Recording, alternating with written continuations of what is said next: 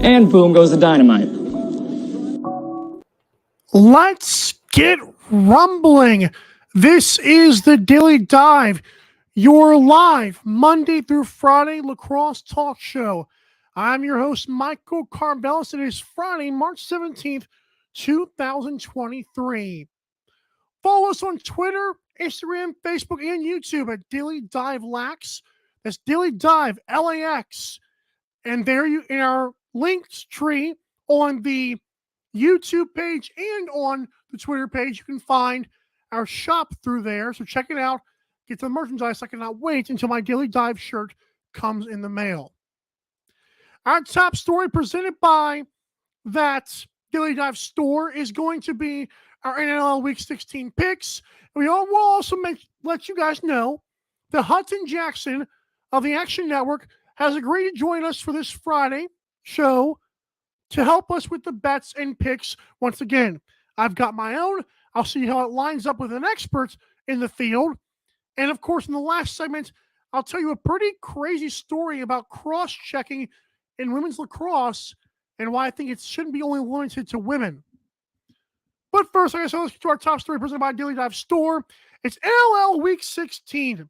Now, the games I'll be talking to Hutton about will be the Saskatchewan Rush and the Calgary Roughnecks, the San Diego Seals and the Vancouver Warriors, the Georgia Swarm and the Philadelphia Wings, and the Albany Firewolves versus the New York Riptide. Now, he did give me a pre-warning that the Seals and Warriors, he has a spicy take for. I don't know if that means Warriors win. I know 3.5-point underdogs, but we'll get to that point when we get there. So first game I'll get to is the Toronto Rock and the Halifax Thunderbirds on Saturday. Toronto is 1.5-point favorites. The total here is 23.5. For me, this game is going to come down to it being so low due to the fact that the last team the Rock I remember playing were the Wings. And the Wings offense looked horrible on a Monday night.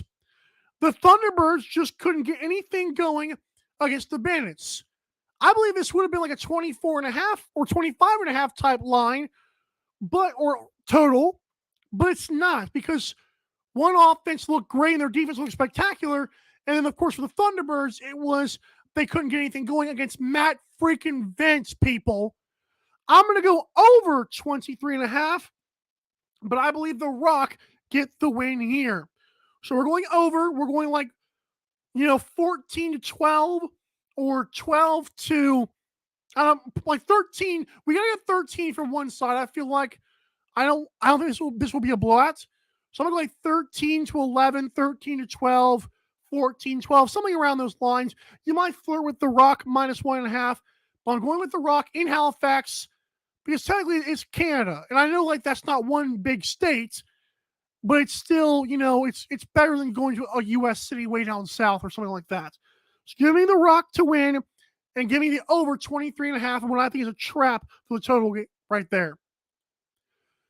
The Colorado Mammoth will play the Buffalo Bandits. Now, Colorado has been not great, to say the least. We know that Colorado has been struggling. Reese Dutch, by the way, was recently reactivated once again to the active roster. He was apparently hurt, which I did not know. The Colorado Mammoth do this awesome trick where they don't tell people what's going on. So I don't know how that's working for them. But for me, I'm going to go with the Mammoth to actually win this game. Now you're asking yourself, okay, that's a lie. I'm going with the Bandits. I was going to pick the Mammoth, but one thing has steered me away from the Mammoth. Josh Byrne.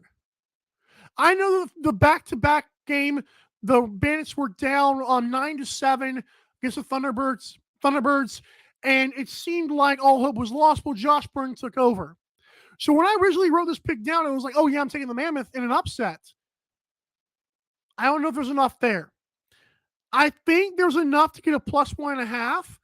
So it's either do the +1.5 for Colorado or do the Buffalo money line, which is Actually, I think the Buffalo money line's a little bit like I have it at -110. I don't know why I wrote that down. It's the wrong one. But just to Colorado plus 1.5 could work here. I can see this being like a one goal game in overtime. Because I don't think Mammoth are that bad. I think they're not great. I know the Bandits are great. I think Mammoth are a serviceable team. It's a championship rematch. And if there's any game the lacrosse players have had circled on their calendars, it's probably this one. I know Bandits want revenge, but Mammoth also want to show on the same aspect of things, on the same level, that, hey, we just beat you guys last year. So this is technically our turf in Buffalo. I know it sounds taboo, but I'm going to go with the Bandits to win. But I think it's going to be a lot closer than people think. Because when these two teams are projecting right now, doesn't look great for one of them. And that team is not, obviously, the Bandits. Let's get to this right now. We're going to go to the Desert Dogs in Panther City. So Panther City is 2.5-point favorites here, and the total set at 22.5. I think we're going to go over this total. I know Panther City with goalie Nick Damoud have looked great. I know the goalie of the Desert Dogs can get hot. I also know we got Jack Stinking Hannah against the rookie from the Panther City who always wins it, like Rookie of the Week. Oh my God. See, why do I do this to myself? The fact is, I believe both these teams are going to have Patrick Donville. What is wrong with me? Patrick Donville against Jack Hanna in this game. It should be fun. Like, I know people are going to say, well, Panther City looks good right now. They do. But Desert Dogs, like, coming off the loss, I kind of like this. Like, I've seen this. Didn't early in the season they do this? Why they scored 5 goals and then came back and scored like 10? Like, we're going over the 22.5. I also am going to pick a shocker here. I'm going to go with Desert Dogs on the money line plus 195. I know plus 2.5 might be a little bit better if you want to play it safe, but if you think Desert Dogs are going to keep it close, I can see them peppering the net here. I can see this game being like, 14 to, 12.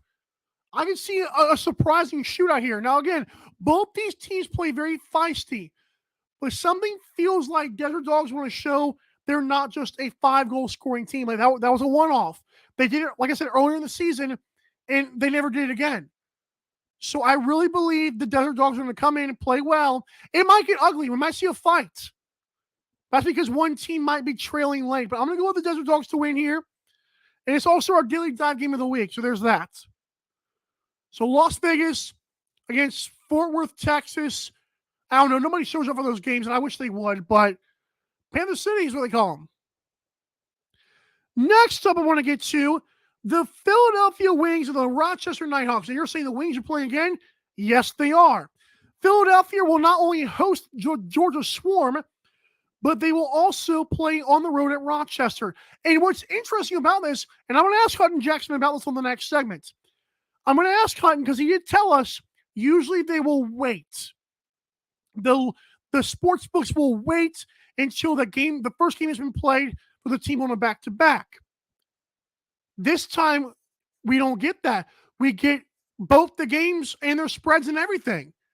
So it makes me wonder, does the NLL have more bettors now, which would make me happy because it means the league is growing. But I'm interested to hear what Hutton Jackson has to say. I'm not an expert in the field. He is. I'm not, like I said. But in terms of the game, the Wings, again, they're going to come off a game against the Swarm. I haven't made my pick for that one due to the sake of Hutton on the show. But in this game, I've got over 24.5. As I mentioned before, we last saw the Wings on the Monday nights, and Mitch Jones was playing well, but their offense looked very lethargic. Even the last 2 games, they've looked lethargic. Nighthawks came off the 19-piece. I know Ryan Hartley's in nets. I know the Wings goalie is in net as well. I had his name before the show, and I lost that one too. Apologies to that guy. It's rolling through my tongue too. But regardless, I really enjoy. I really think we're going to get some goals here. I think Nighthawks showed against the Swarm. I know Swarm are like, there's an invisible person in the net there. but I'm going to go with the Nighthawks to win a high-scoring affair. I can see this game being like a 14-12. I think we're going to skate over like a 25 or a 26 total, but I think we get some goals here. I think we get some peppering of the nets. I think both offenses will look good.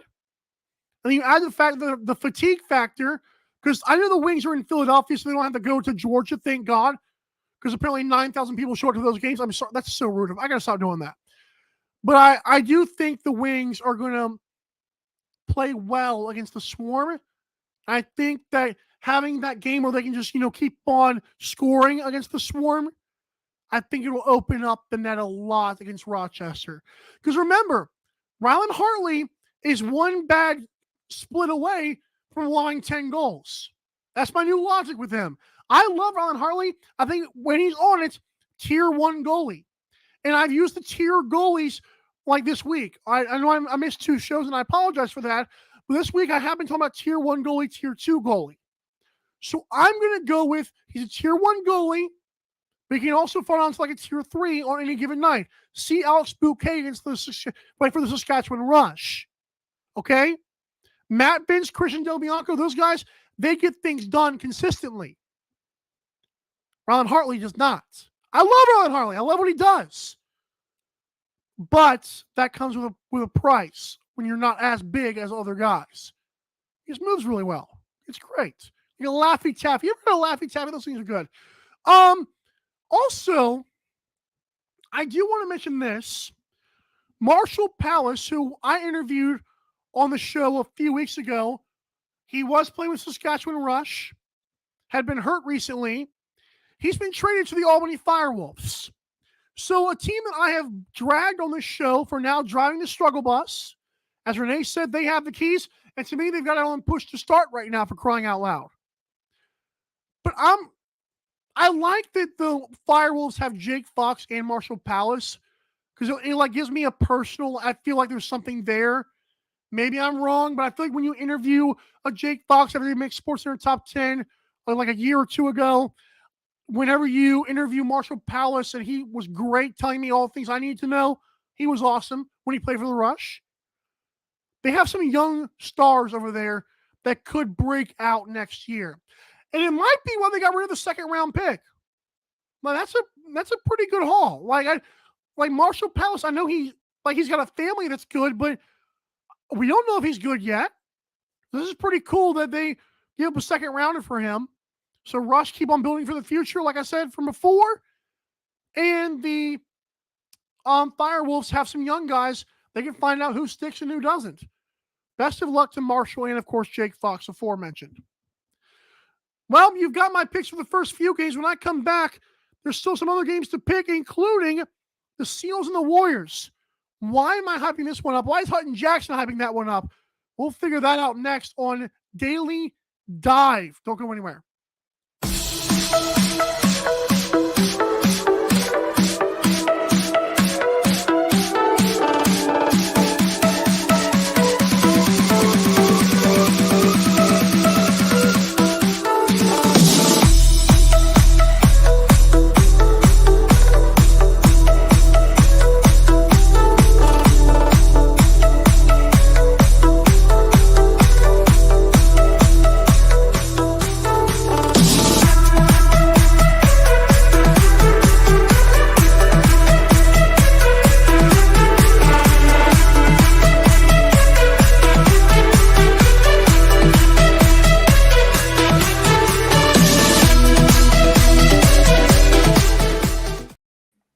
Welcome back to Daily Dive. I'm your host, Michael Carvelis, of course, joined by Hutton Jackson. Here's our big guest, presented by Fanatics.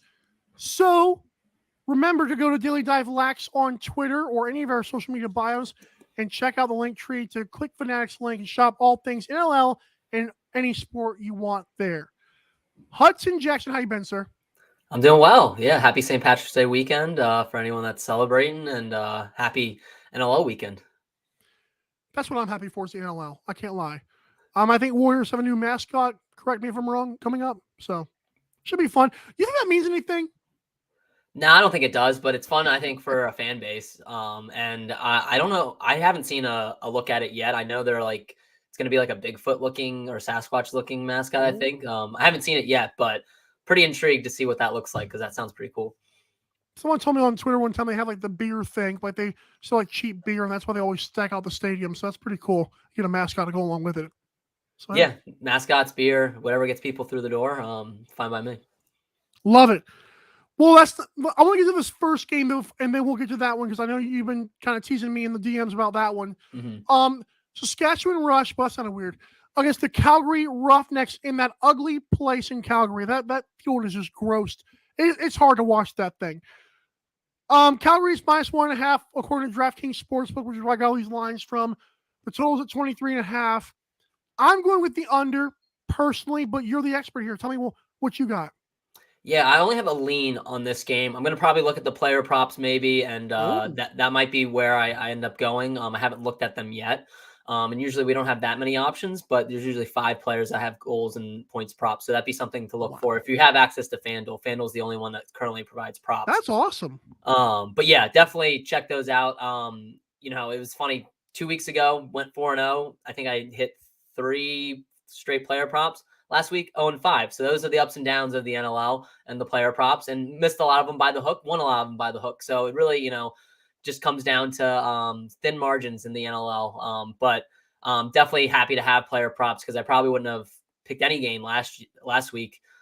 So even though I lost, not happy that I lost. It was Right. fun to still get some action in. So, but overall, this game, I think it's going to be a tight one.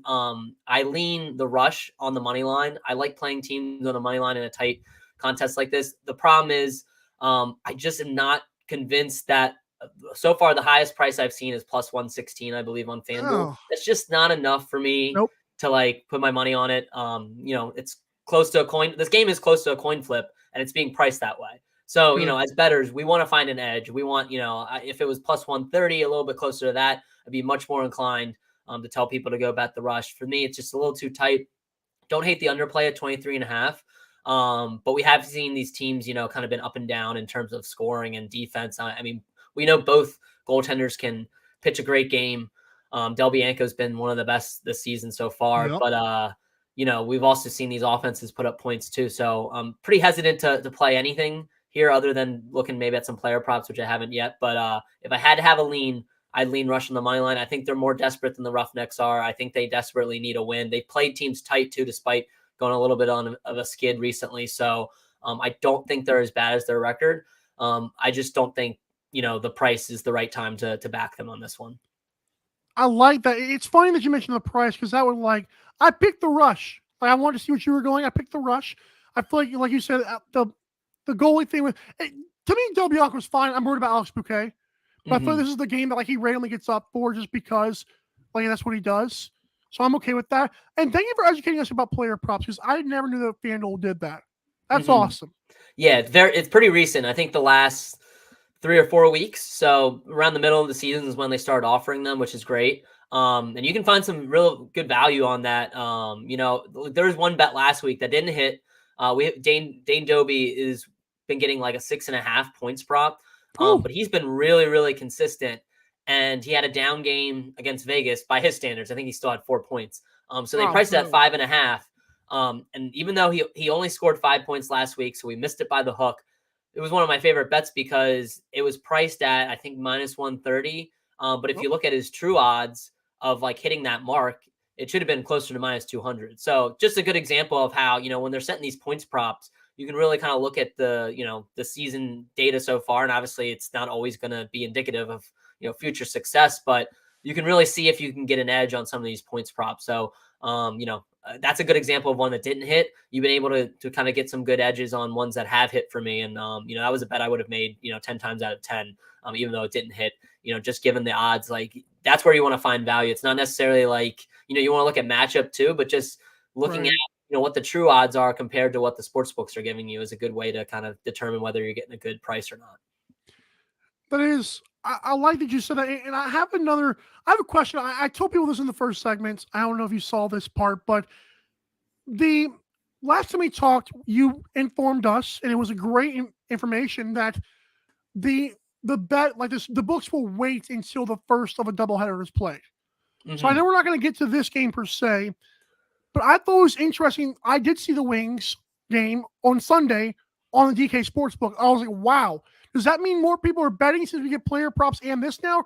Or does it just mean they're trying to get more money? Because I didn't know. I thought it meant more bettors. Correct me if I'm wrong. I honestly don't know. I think they're just maybe ready to, get more action, and I think maybe they Yeah. feel confident in the matchups.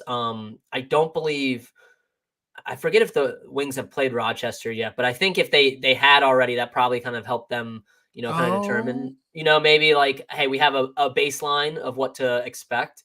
right, But yeah, as we talked about, the trend is to usually back the team that is not on short rest. So in this case, right. the Nighthawks. And it's 2.5, I believe, on DraftKings, and I want to say Bet365, one and a It's half 2.5. Yeah. on 1.5 on Caesars. So in my Ooh, opinion, I'm gonna kind of I've already bet Rochester -1.5 at -140. There might be a slightly better price out there once the other sports books post it, but I felt like I wanted to get in on that. I feel pretty comfortable that the Nighthawks should cover. I'd like that, if it was just a neutral matchup between them, I'd probably lean Nighthawks, but the fact that the Wings are on short rest, kind of is encouraging to me. Now the Wings did just play, they played a Toronto team that was also on short rest last week, and they ended up, winning that matchup shit, they didn't look or good, but 2 weeks they ago. won. Yeah, so they're a very streaky team too, but I think it's a tough spot for them to have to play, Saturday morning and then turn around and play Sunday, in Rochester. I believe it's in Rochester. It Um, is both. Actually, so both. One's in Philadelphia, one's in Rochester, which is nice, short. Yeah.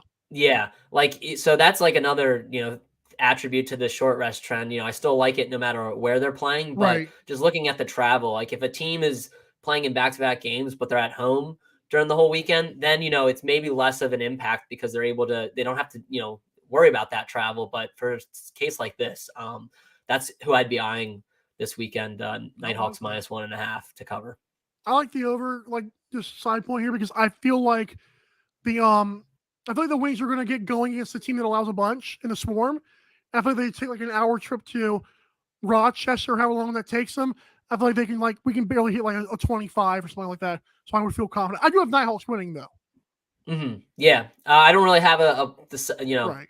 a look on the total, but that's definitely something to look at too, for sure. Fair enough. All right, here's the big one. At least to you, and I actually do think I have Vancouver plus 3.5 here. This again based on DK Sportsbook. Nice hat, by the way. I need one of those. It's 25.5. That's a lie. It's 24.5 for this game. I like Vancouver on the plus, but I like the Seals to win. What is your spicy action you've been telling me about, sir? Spicy take is I like Vancouver +3.5. So Hey, there you this is go. just too long of a number. I feel like for teams that have historically played each other really tight now. You look at earlier this Right. season, Seals did beat them by 5. So, that's a good baseline. But I'm looking more at let's talk about the Warriors for a second. They've been really bad at covering the spread and have lost a lot of games by 4 or more this season. Right. So, if there's a team that's getting a 3.5. That's probably the right team, in the Warriors. But the past 3 games, since they started Aaron Bolden net, Thank they you. lost that game. They lost that game to Calgary by 4, I believe. Right. So they wouldn't have covered this in that game. But that's his first game in net as the starter or whatever. Calgary's obviously been a hot team. And then the past 2 weeks, they've Right. won games, as the underdog, and they've been competitive. I just think, having him in net has kind of given them a little bit more stability. I think they have a little bit more confidence. I agree with you. I don't know if they're going to win this game outright. I think they're alive to win this game outright. I'm not going to bet them to win outright, but giving Right. me a +3.5, I think it's a good spot. But this is more of a play, in my opinion, less on the fact that, the Warriors, I think, can cover this spread. And we have seen this is our third 3.5 ever in Ooh. NLL that we've seen. The past 2, Georgia both drew them. They drew a 3.5 when facing Buffalo in a back-to-back weeks. Right. So they got doubled up by Buffalo the first week, playing them again the second week. And those games, the second games tend to be a little bit closer, or at least see less Right. goals, which plays to, the underdog covering. And they covered that 3.5 point spread. Then they got it again against Toronto. Only lost by 1 in that game. Now that's a different team. We're talking about Vancouver here, not Georgia. But, in the small sample size we have of 3.5-point games, we have not seen a team cover that 3.5-point spread. So just, I take that with a grain of salt. It's just something that I want to tell people. But back to the I like Seals. it. I think this is more of a fade on the Seals because the Seals have only won, would have only covered this 3.5 mark twice of their Yeah. 10 games this season. Oh, So they have not, won by margin a lot this year. They have the offense, to put up points. They've obviously had some goaltender issues that have kind of, leveled out a little bit. Chiliano's playing like we expected him to play. So, it's not really a fate of them as not a good team. It's just that they kind of let teams hang around. Saw in Vegas, 2 weeks ago. They beat the Desert Dogs 15-12.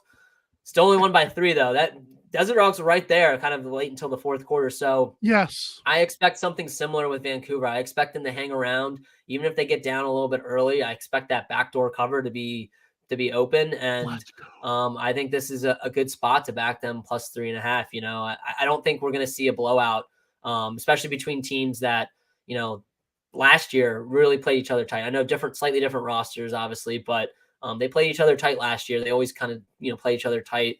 Um, the Seals could be up by 5 or 6 goals and just put it on cruise control.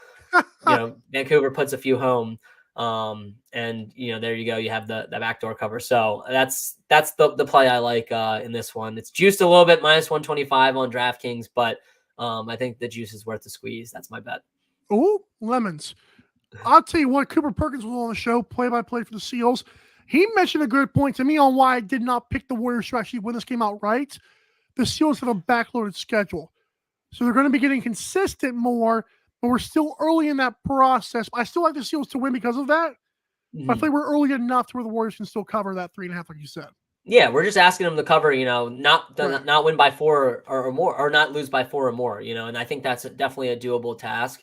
Like I said, the Seals just haven't shown that they're, going to win by margin often. I still Right. like the Seals. The Seals are still my favorite team to probably make it out of the West, and make it to the finals. So this isn't really me saying that they're not a good team. It's just me saying that this league sees a lot of close games and a lot of upsets, Love and it. there's a lot of parity. And this is a good buy low spot on a Vancouver team that has looked a little bit better in recent weeks, despite having a disappointing season, and a sell high on a Seals team that, despite winning a lot of games recently, hasn't won by margin. So that's what Right. we're looking for here. I'll tell you what, I'm a Hutton Jackson fan, just to let you guys know. But I'm not done with you yet. But at Hutton Jackson on Twitter, I looked at one of your recent tweets.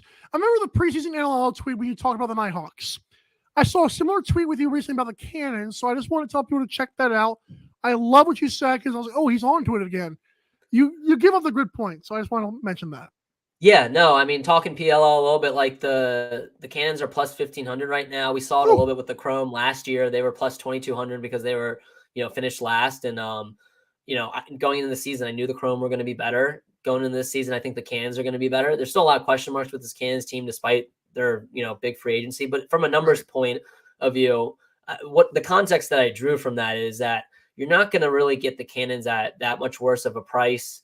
And if you are, they're probably going to be out of contention already. So, Right.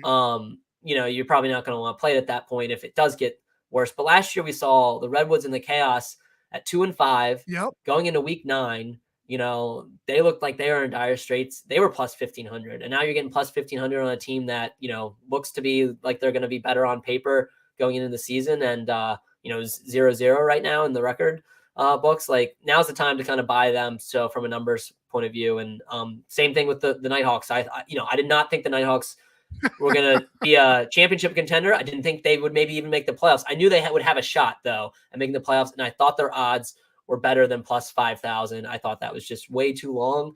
So threw a little bit on there, and that's where value comes into play. Will they win it all? I don't know, but I set myself up in a good position now where I think. Yeah. NLL wise, I have a portfolio where if one of 8 different teams wins the championship, I'm making money. Now, I'm not making as much money if I correctly predicted, but I don't have to be right.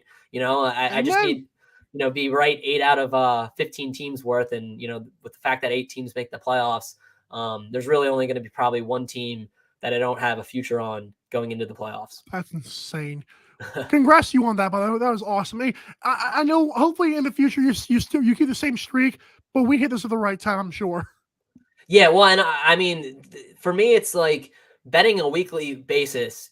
There's always going to be luck involved. You're always going to, you're playing the odds. You're trying to find an edge. It's not a Right. perfect science. There's highs and lows. The futures market, though, I'm not going to say it's an exact science and it's easy to win, but it's easy to set yourself up, for a profit at the end of the day because it's a long season. So you can buy in on teams. There's a few teams that I didn't, have futures on at the beginning of the season. I mean, I was actually pretty incorrect at my first start. I had 5 futures. I had who do I have? I had the Seals, so that's looking pretty good. Yeah. But I had the Mammoth, I had the Wings, I had the Thunderbirds, and then I had the Nighthawks. I mean, Wings, Mitch Jones Thunderbirds. helped them with that one. Yeah, well, and the Wings and Thunderbirds, like one of those teams is probably not going to make the playoffs. Right. And then the Mammoth probably aren't going to make the playoffs. But throughout the season, I was able to buy into some other teams. The Rock were one that I kind of got in late, but I got in, early enough that now they're one of the favorites to win it all. So you can kind of set yourself up because it's such a long season. And then these That's sports books awesome. just post such differing odds. That's where it is. Like if I was only betting on a DraftKings or a FanDuel, wouldn't be able to do that. I have luckily 6 books at my disposal being in New Jersey. And that's where you can really, Oh, that's where you can really, have an advantage. Now, if you don't have access to those 6 books, I wouldn't really encourage people to kind of do the strategy I have because, getting the Nighthawks at plus 5,000 as opposed to plus, 2,000 at the beginning of the season, it's a big difference. So, sometimes I recommend teams not just because of their outlook, but based on price. these mysterious dark offshore books who I have no knowledge about.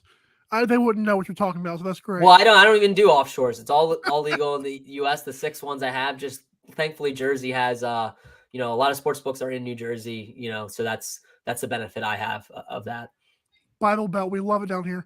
I thought we can skip the Swarm and Wings game. You want to get to Firewolves and Riptide and talk some Jeff Teat? Yeah, let's do that. I don't actually have a play two either in Swarm Fair Wings, so enough. this works out well. I think that's going to be a tight game. History says Agreed. bet the underdog at plus 1.5 because it's always a 1-goal game, it seems.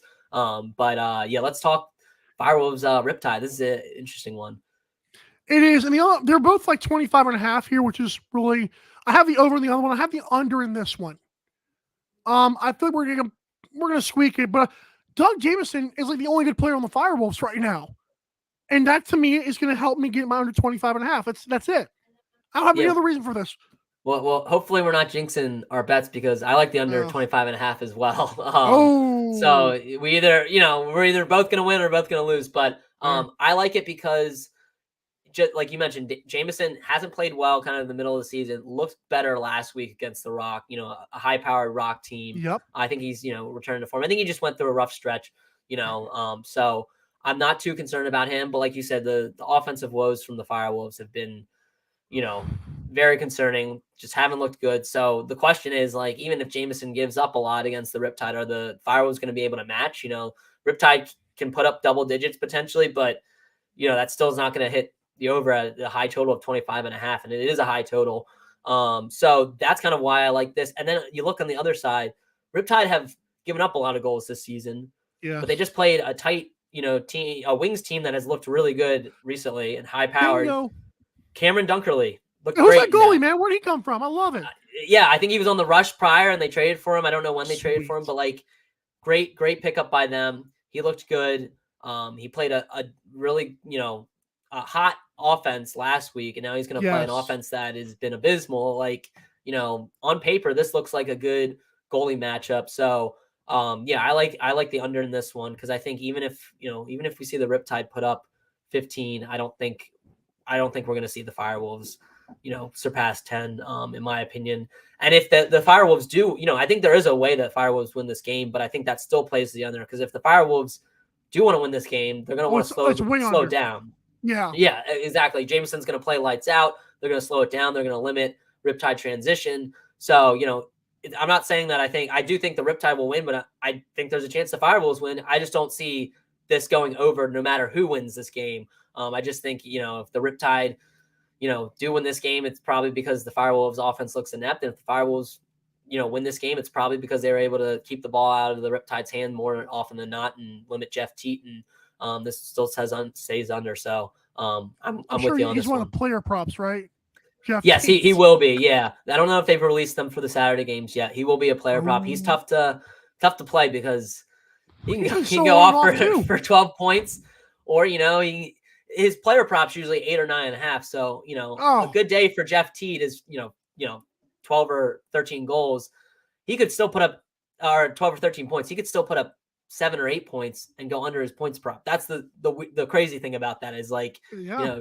Jeff Teet is going to produce, but is he going to go over his outrageously high points prop? Who knows? So usually It's don't bet Jesus him. with a stick, man. Yep. Love it. Hutton Jackson, everybody. Thank you so much again, man. I thought we're gonna have you on next week again too, right? Yes, next week as well. Yep. Cool. Let's get it. Let's win it. Let's win it this week first, and we'll look at that next time. Yep. Sounds good. Let's you. cash our bets. Thank you so much, Action Networks. Hutton Jackson, everybody. All right. So when I come back, that was fun. It's always fun. When I come back, cross-checking is a thing. And also something we're hearing on Daily Dive about some teams possibly trading before the trade deadline. We'll be right back and wrap it up.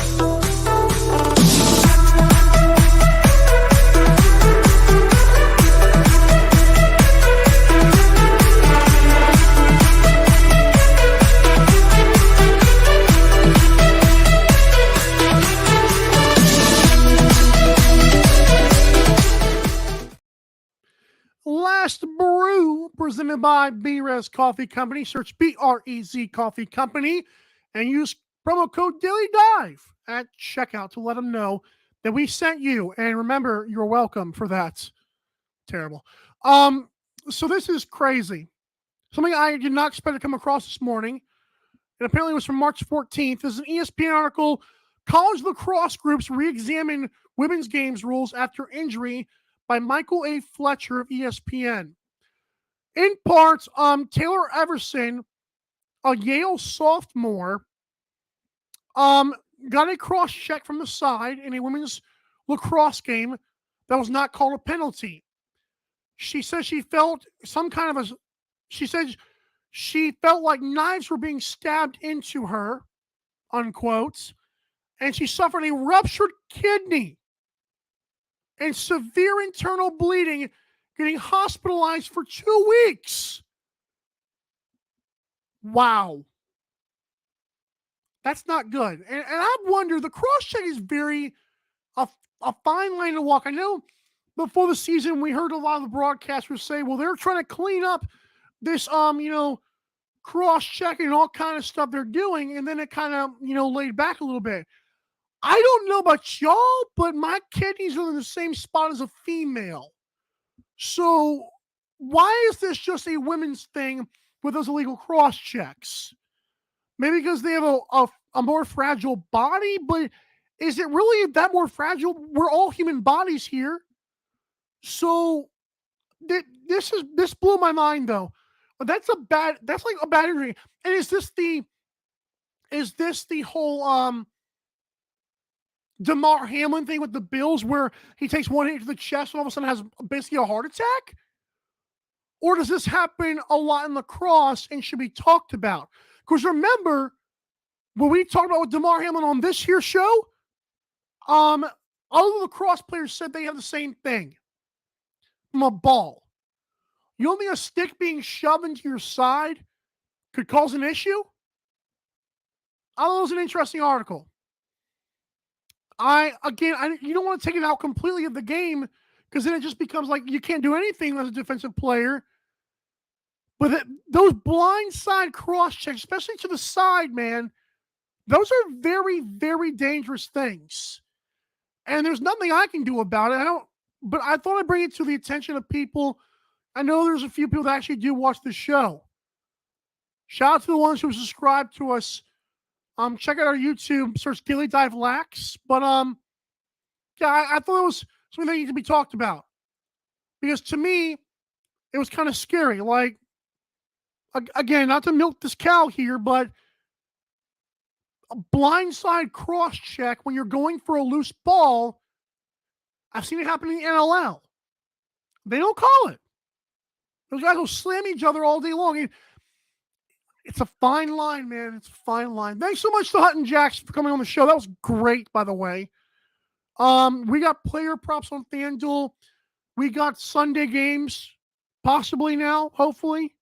I knew he was going to come back with something awesome, and of course, I was informed once again, and this time it was because they might have played each other early in the season. I'll do research next time, let you guys know. Also, I've got somebody who was going to the Vancouver Warriors game who hopefully can get us pictures of that Sasquatch thing that the Warriors mascot's supposed to be. I cannot wait to show you guys a picture of Shrek if we can get those pictures by Monday's show. Hutton Jackson will be on next Friday, by the way, so never fear. Making money is here. That's the best I can do with the rhyme. I'm done. It's been Daily Dive. Thanks so much for tuning in. I will see you guys next week. Enjoy week 16. And please be safe this weekend, you knuckleheads. Good Lord. Yeah, but have a great day, everybody. We'll see you next time. Bye.